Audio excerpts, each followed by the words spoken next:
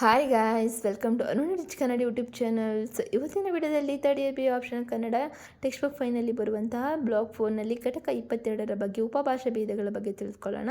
So video ಎಂಡ್ವರೆಗೂ skip ಮಾಡಿದೆ ನೋಡಿ ಅಂತ ಹೇಳ್ತಾ ಲೆಸನ್. ಹಾಗೆ ಪ್ರತಿಯೊಂದು ಪುಟವನ್ನು ಎಕ್ಸ್ಪ್ಲೇನ್ ಮಾಡಬೇಕಾದ್ರೆ ಸ್ಕ್ರೀನ್ಶಾಟ್ ತಗೊಳ್ಳಿ. ಇದನ್ನು ನಾನು ಟೆಕ್ಸ್ಟ್ ಬುಕ್ಕನ್ನು ಆಧರಿಸಿ ನೋಟ್ಸ್ ಮಾಡಿರುವಂಥದ್ದು. ಸುಲಭವಾಗಿ ಸರಳವಾಗಿ ನಿಮಗೆ ಎಕ್ಸಾಮಲ್ಲಿ ಓದ್ಕೊಂಡು ಚೆನ್ನಾಗಿ ಬರೀಲಿಕ್ಕೆ ತುಂಬ ಹೆಲ್ಪ್ ಆಗುತ್ತೆ ನಿಮಗಾಗಿ ಅಂತ ಹೇಳ್ತಾ.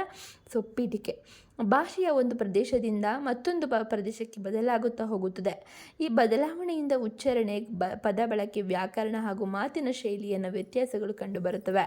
ಒಂದೇ ಭಾಷೆಯ ವಿವಿಧ ಪ್ರಾದೇಶಿಕ ರೂಪಗಳನ್ನು ಉಪಭಾಷೆಗಳು ಎಂದು ಕರೆಯುತ್ತಾರೆ. ಉಪಭಾಷೆಗಳು ಭಾಷೆಯ ಬೆಳವಣಿಗೆ, ಸಂಸ್ಕೃತಿ ಮತ್ತು ಜನಜೀವನವನ್ನು ಪ್ರತಿಬಿಂಬಿಸುತ್ತವೆ. ಆದ್ದರಿಂದ ಭಾಷಾಶಾಸ್ತ್ರದಲ್ಲಿ ಉಪಭಾಷೆಗಳ ಅಧ್ಯಯನಕ್ಕೆ ವಿಶೇಷ ಮಹತ್ವವಿದೆ. ಉಪಭಾಷಾ ಭೇದಗಳು. ಉಪಭಾಷೆ ಎಂದರೆ ಒಂದು ಭಾಷೆಯ ಪ್ರಾದೇಶಿಕ ಅಥವಾ ಸಾಮಾಜಿಕ ರೂಪಭಾಷೆಗಳ ಅಧ್ಯಯನವನ್ನು ವಿವಿಧ ವಿಧಾನಗಳಿಂದ ಮಾಡಲಾಗುತ್ತದೆ.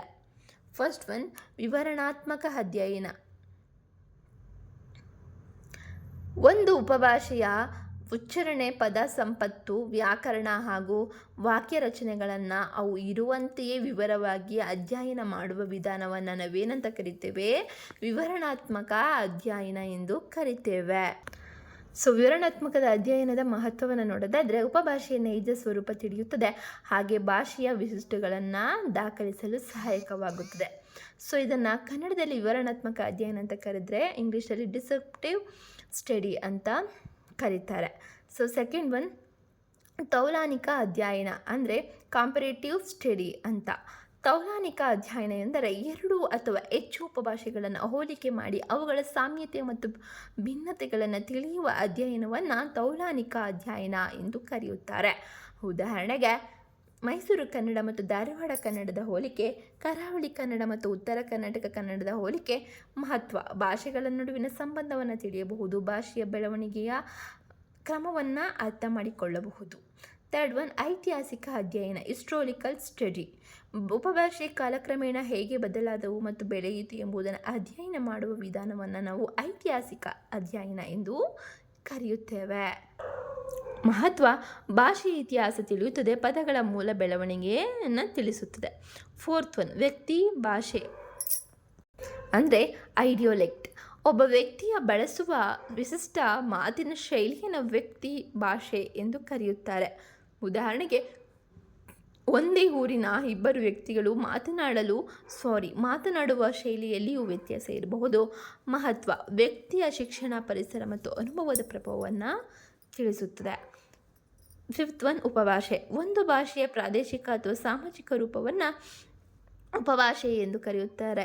ಉದಾಹರಣೆಗೆ, ಮೈಸೂರು ಕನ್ನಡ, ಧಾರವಾಡ ಕನ್ನಡ, ಮಂಗಳೂರು ಕನ್ನಡ, ಕಲ್ಯಾಣ ಕರ್ನಾಟಕ ಕನ್ನಡ. ಸಿಕ್ಸ್ತ್ ಒನ್, ಉಪಭಾಷಾ ರೂಪಗಳು.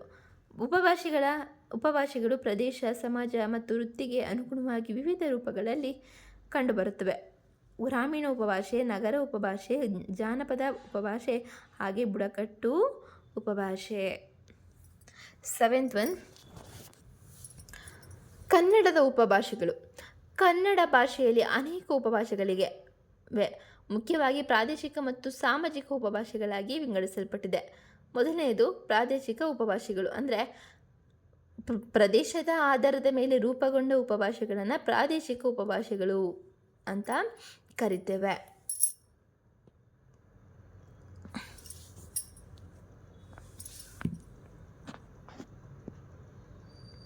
ಹಾಗೆ ನೈನ್ತ್ ಒನ್, ಪ್ರಮುಖ ಪ್ರಾದೇಶಿಕ ಉಪಭಾಷೆಗಳು. ಮೈಸೂರು ಕನ್ನಡ, ಧಾರವಾಡ ಕನ್ನಡ, ಮಲೆನಾಡು ಕನ್ನಡ, ಕರಾವಳಿ ಕನ್ನಡ, ಹಾಗೆ ಕಲ್ಯಾಣ ಕರ್ನಾಟಕ ಕನ್ನಡ. ಇದರ ವೈಶಿಷ್ಟ್ಯವನ್ನು ನೋಡೋದಾದರೆ, ಉಚ್ಚಾರಣೆಯಲ್ಲಿ ವ್ಯತ್ಯಾಸ, ಪದ ಬಳಕೆಯಲ್ಲಿ ಭಿನ್ನತೆ, ಹಾಗೆ ಸ್ಥಳೀಯ ಸಂಸ್ಕೃತಿಯ ಪ್ರಭಾವ.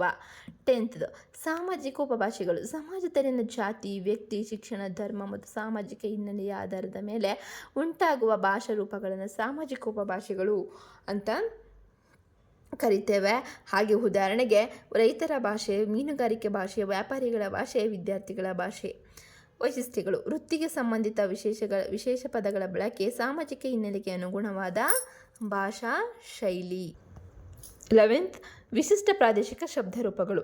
ಅಂದರೆ ಪ್ರತಿ ಪ್ರದೇಶದಲ್ಲಿ ಕೆಲವು ಪದಗಳ ವಿಶೇಷವಾಗಿ ಬಳಕೆಯಾಗುತ್ತವೆ. ಇವುಗಳನ್ನು ವಿಶಿಷ್ಟ ಪ್ರಾದೇಶಿಕ ಶಬ್ದ ರೂಪಗಳು ಎಂದು ಕರೆಯುತ್ತಾರೆ. ಉದಾಹರಣೆಗೆ ಮೈಸೂರು ಭಾಗದವರು ಏನಪ್ಪ ಅಂದರೆ ಧಾರವಾಡ ಭಾಗದವರು ಏನ್ರಿ ಅಂತ ಕರೀತಾರೆ. ಮಂಗಳ ಭಾಗವರು ಎಂಚ ಅಂತ ಕರೀತಾರೆ.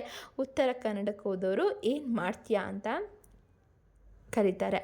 ಈ ಪದಗಳು ಒಂದೇ ಅರ್ಥವನ್ನು ಹೊಂದಿದ್ದರೂ ಪ್ರದೇಶಾನುಸಾರ ವಿಭಿನ್ನ ಬಳಸಲ್ಪಡುತ್ತವೆ. ಉಪಭಾಷೆಗಳ ಮಹತ್ವ.